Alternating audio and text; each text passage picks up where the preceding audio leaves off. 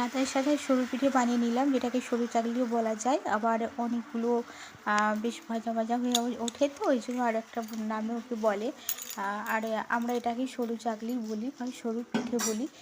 নারকেল বাটা দিয়েছি আর ডাল বাটা, বিউলির ডাল বাটা, এই দিয়ে আজকে বানিয়েছি আমি সরু চাকলি পিঠে।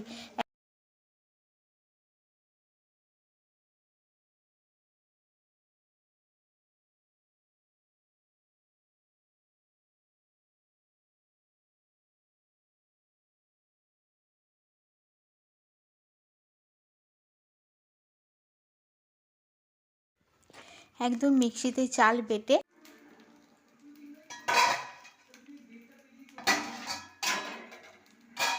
এটিকে একটু একটু করে বানাতে হচ্ছে ঠিকই, কিন্তু বানাতে বেশ আনন্দ লাগছে। দেখেছো, ঢাকাটা খুলে দিতেই কেমন সুন্দর ফুলে উঠেছে।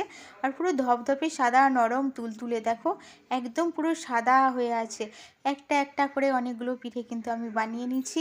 আর এটাকে তো খেজুর গুড়ের সাথে খেতে ভীষণ লাগে, আর ভীষণ নরম, সেরকম পুরো ধপধপে সাদা হয়ে গেছে।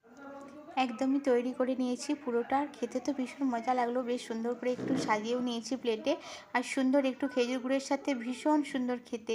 তোমরাও ট্রাই করো আর খেয়ে দেখো, আর কেমন হয় অবশ্যই জানাবে। আমার তো ভীষণ ভালো লাগলো। আমরা সবাই